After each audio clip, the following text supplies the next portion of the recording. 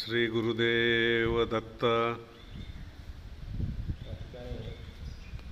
दत्त परिक्रमेतील 7वं ठिकाण 6वं ठिकाण श्री क्षेत्र पैजारवाडी. शंकर महाराजांचे शिष्य शिले महाराज यांनी परमार्थाचा मार्ग सर्वांना सांगितला. प्रपंच करूनही परमार्थ कसा साधता येतो हे शिले महाराजांनी सर्वांना सांगितलं होतं.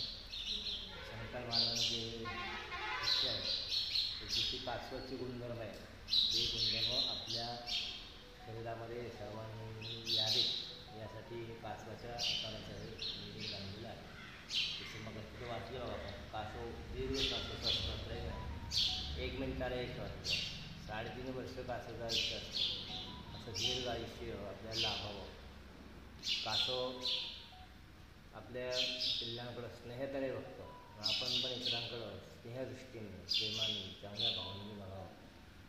शुभविचार प्रसारित करावे की कासवाचे गुणधर्म या ठिकाणी सांगितले आहेत.